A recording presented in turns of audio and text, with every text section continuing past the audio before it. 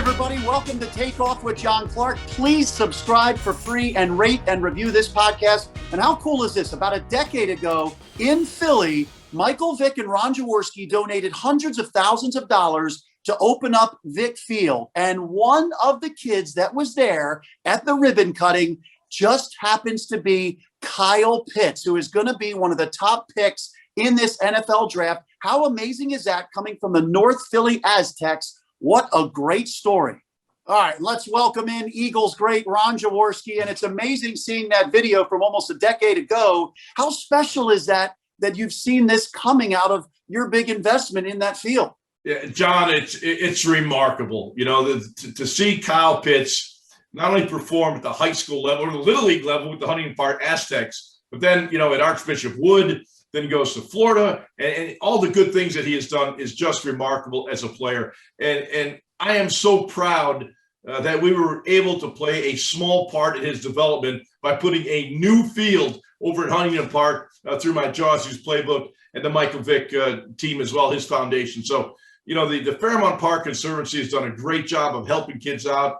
You know, we got a lot of people involved to build that, not only a playground, but the field, the sidelines, the bleachers, and of course, a turf field that the kids just absolutely love to play on. So then I see Kyle Pitts and I go, oh my God, we did make a difference. We made a difference in the life of this young man. So that's the good part about it. And he says he's going to give back as well to the Aztecs for what they did for him. So how special is that? Everybody's paying it forward here. Yeah, that's really rewarding, John. The fact that that Kyle understands that there were people before him that helped him get to where he's going. So the fact that he has that awareness shows what a great young man he is. He's already talking about giving back, and he doesn't have it yet. Well, it was going to be the perfect storyline if he was drafted by the Eagles. He could actually play in the city where that field was. But when you saw the Eagles move back from 6 to 12, are you now thinking that dream is done? Yeah, I would think so. He's a top 5 player. When I look at him on tape, John, my eyes pop out of my head. This guy is 6'6", just a hair under 6'6", 245 pounds, runs a 4.40. He can play anywhere. Wide receiver, tight end, in the slot, out the backfield. He can do everything, and that's what you want in a football player.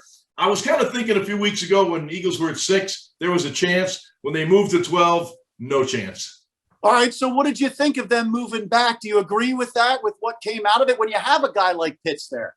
Yeah, and Jamar Chase will probably likely be there at 6 as well. Those are two guys that I absolutely love outside some of the quarterbacks that I've broken down. But clearly, I think Howie made a really good move. He moved 6 spots from 6 to 12 and picks up another number 1 next year. So I think it was a good move. This is an Eagles team that needs some health. Some health and some help at a lot of positions. I think getting a number of draft choices does help. All right, now you were involved with the coaching search with the Eagles for Doug Peterson. Were you also involved with the coaching search that wound up with Nick Sirianni? I was not involved in the latest search for Nick Sirianni. I'm going to stop the Doug Peterson situation because it brought us a Super Bowl this time. So I won't go any further than that. I'll quit while I'm ahead. All right, you're 1 for 1 then, John. Right. All right, so when you read the Athletic article that came out recently, and it depicted a lot of dysfunction within the Eagles, since you're very close with your Eagles organization, what did you think of a lot of the things in that article? Yeah, I'm very close to just about every person that was mentioned in the article, and I know the quality of the people that they are. I know how much every single person cares about winning and cares about their teammates and their organization. Sometimes things get out of control, and sometimes there is an organizational failure. It's not one person. I know how much Doug Peterson wanted to win. I know how much Howie Roseman wants to win and Jeffrey Lurie wants to win, how much the fans of Philadelphia want to see this team win. But it just got a little bit out of control. And unfortunately, some people paid dearly for it. But, when things like this happen, you have to move ahead. You got to look back. And I don't normally not say don't look back, but don't look back, move forward. Let's learn from what happened and make this team a better football team. And you've known Jeffrey Lurie for a long time. Daniel Jeremiah told me that when he was a scout, Jeff was heavily involved, but challenged people, and that it was a good thing. Do you think he's crossed over at all into meddling or getting too involved here? I do not. I do not. He has football people that make the football decisions. Howie Roseman leads that group. I think Jeffrey Lurie is the owner of the team. He has a right to say what he wants to say. That's his prerogative to do that. But I have never found him to be a guy, and people that I know very closely, where he comes in and starts telling people what to do. He is active. He cares. He's on the practice field. He will attend some of the meetings, but he's not a guy that goes out there and imposes his will on people to do things. He knows what he knows, not what he doesn't know. We saw your former colleague, Chris Mortensen, say that Jeff has instructed the organization to build around Jalen Hurts and go with Jalen this year. Do you think that's true? And do you think that would be crossing the line? That's a tough one to answer. I'm not going to question the reporting of Chris Mortensen. He was a colleague for over 20 years, and I know how hard he works his job. But I don't see a situation where the owner begins to dictate who should play and who shouldn't play. Football is a very competitive game. The average lifespan of an NFL player is 3.1 years. Their career is very short. And your spot on a team should not be determined by who your friends are in the front office. It's about your performance on the field. And it becomes a slippery slope if ownership and management start dictating who's going to play and who's not going to play. I think Nick Sirianni will have the final decision on who his quarterback's going to be, and it'll be based on performance. The thing I love about talking to you is how much you watch the film, the tape, whatever we call it these days. So, John, you're dating us. It used to be film. Now it's you watch the tape. Right. And it's actually like on computers and things like that. So tablets. So when you looked at Jalen Hurts and what he did last year, mindful that he didn't have that offseason, a regular offseason because of the pandemic, and he wasn't the starter. What do you think of his film from this year? What does he need to work on? And does he deserve a shot? Yeah, I was pleasantly surprised when he first got on the field that he played as well as he did. As you just mentioned, the pandemic really stifled, all young quarterbacks, all young wide receivers, and it was hard to build any esprit de corps with wide receivers and quarterbacks because there was no offseason. There was no preseason. There was a minimal training camp. So that's a setback, particularly for young quarterbacks.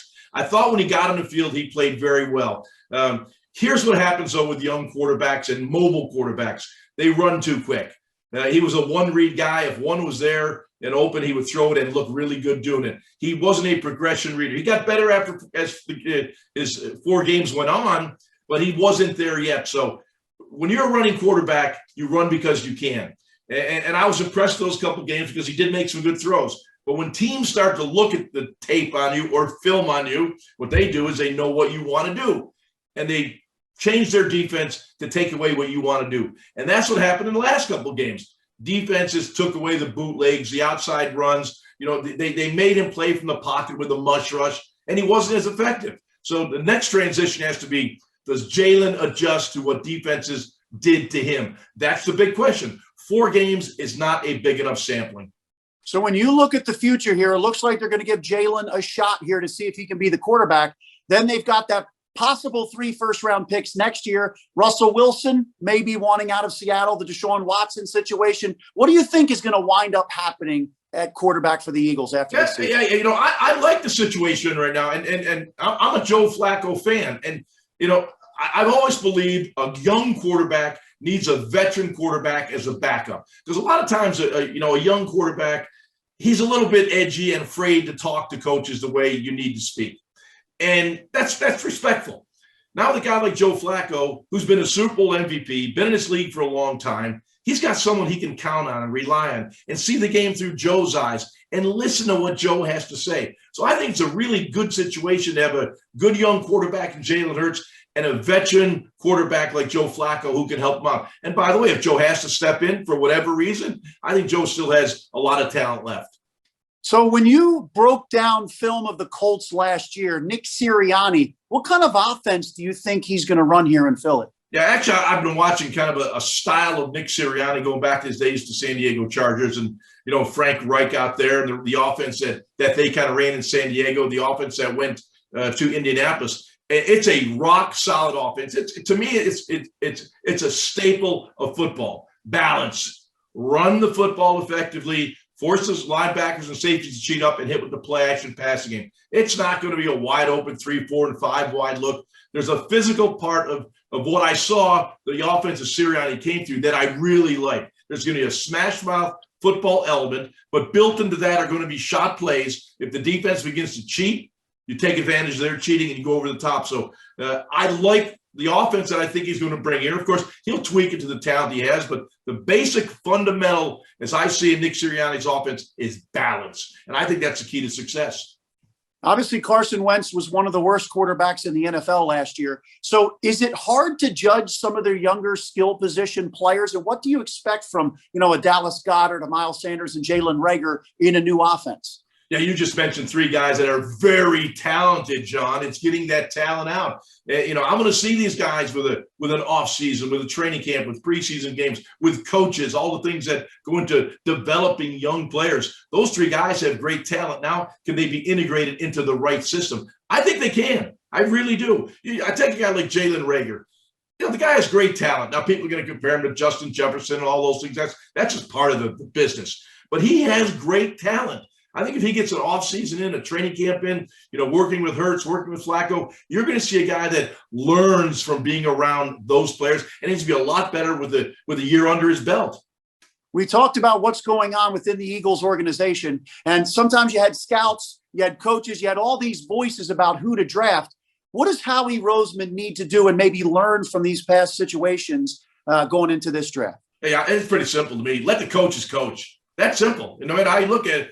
These are quality football coaches. They know what they're doing. Let them coach. Do not interfere with them doing their job. All right, so I'm trying to wrap my mind around what happened with Carson Wentz. Obviously, there's a lot of stuff that happened, but I remember in his press conference that he really talked about the benching in Green Bay. That was a big sticking point, and then he wasn't inserted back into the starting lineup. And then maybe he saw Jalen Hurts with some of the younger guys that gravitated to him. Do you think in the end it came down to he just didn't want to deal with all of that, even if he was named the starter next year? I don't think so. In fact, I really don't know what the answer is, though. But the fabric of competitive sports at the professional level is to compete. That's what you do. No matter what the situation is, there's always someone trying to take your job. I did it for 17 years. Every year I had to fight for my job. Randall Cunningham was drafted, in my 13th year in the league. Hey, he wanted my job. I fought like hell to keep it. I eventually lost it in a couple of years, but you fight for your job. That's the essence of football. You compete for your job. I can't say that Carson didn't compete, but clearly there was a disconnect from his approach to the game and the team approach to the game, and he seemed to get distance. Now, a lot of things, I'm not in that locker room. In fact, in the pandemic, there was no one around the players, so it's really hard to figure out what exactly happened. But I always believe essence is the foundation of professional football, and particularly at the quarterback spot. So you're disappointed that Carson didn't say, hey, I'm going to stay here and I'm going to win this job?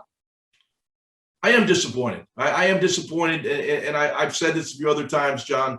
When the season ended, I think he owed it to the fans of Philadelphia to say something. Whatever he felt, right, wrong, or different, but get in front of the cameras. There's a lot of people in this town that love him. I love his talent. I do not like the way this ended. Carson's a terrific guy. I would have loved to seen him stay here, but I still don't know what really happened. I'm not sure if anyone really knows what happened, but I would have loved to see after the end of the season, Carson to get up there and address the fans of this city. So many that loved and supported him for a long time. Yeah, and you kind of also say the same thing. What happened with Doug Peterson? I know maybe the Eagles wanted some more innovative coaches on his staff. Maybe he was being loyal to his coaches, but do you think that he in the end should have been fired?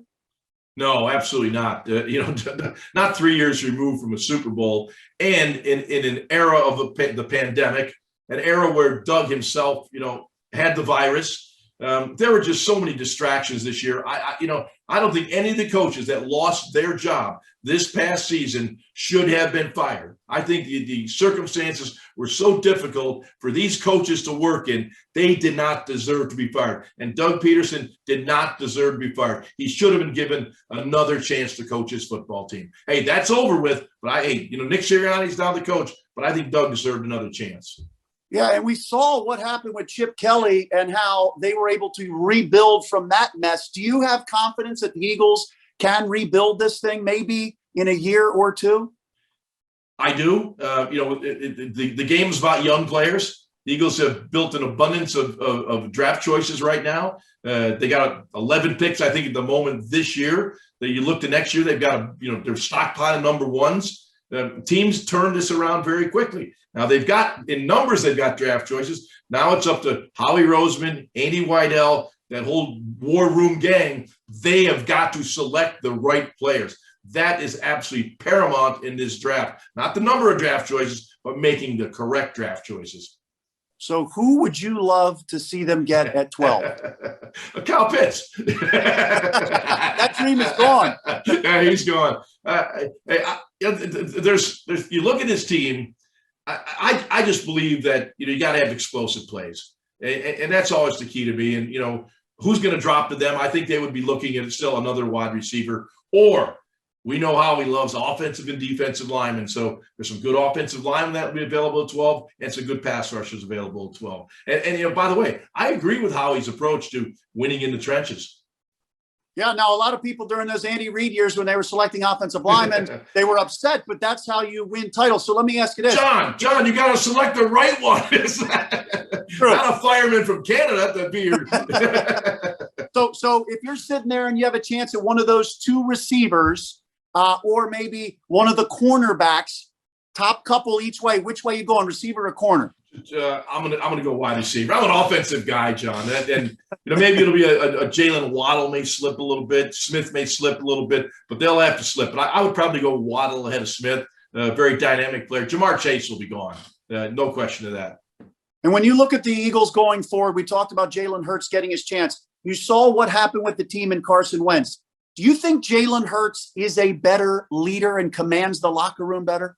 It's hard to say that. You have to be there. And for the people I've spoken to have said wonderful things about Jalen Hurts. Coaches that are not on his staff right now, where if they wanted to say something negative, they certainly could, did not. They spoke in glowing terms about Jalen Hurts, his leadership skills, the type of character he has, how much he wants to be the first guy in, the last guy out, how much he wants to work his butt off and just be a football wonk. Those things are all good, but I wasn't there. So it's really hard to comment based on other people's thoughts and rumors that are always circulating. All right, Jaws, who's wearing number 7 this year? Joe Flacco, man.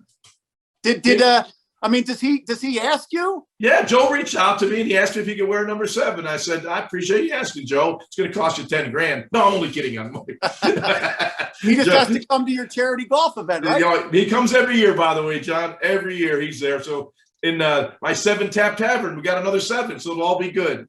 Now, did he ask the other number 7s? I don't know. There's only one number 7. I'm just kidding. I don't want to upset anybody. The Michael Vicks. There's a lot of guys that wore 7 through the years. I just didn't like it when a place kicker wore it. I wanted a football player to wear my number. Yeah, the NFL is starting to maybe ease a little bit on these numbers, right? Yeah, I did notice they're going to allow them a little more separation of the numbers you have to wear or can wear. But players, there's always some affinity toward numbers. I always liked number 7. And the crazy reason why is as a young man growing up, John, I was a Mickey Mantle fan. It wasn't even about football. I loved the number 7 because I used to love Mickey Mantle and the way he played the game. And that's why I wore 7. And 7 is a QB number. I agree with you on that. And it's a good number. Absolutely. Well, Jaws, we appreciate the time. We love catching up with you. And hopefully the Eagles can rebuild this thing. Hopefully it doesn't take more than a year or two. They will. I think they will. And also, John, thanks for picking up on this Kyle Pitts story. So many people looking for negative stories to find about people. This is a really good young man. I'm not talking about a football player, but I'm also talking about the good things being done in this community. So I'm glad you picked up on that. Thank you. Well, that was our executive producer, Rob Kessner, looking out. And great work you do with all of the foundation's work and giving back like you did. And to see Kyle Pitts, when you see him get drafted that night, are you going to look at him and say you had a piece of that? Hey, I'm pumped, man.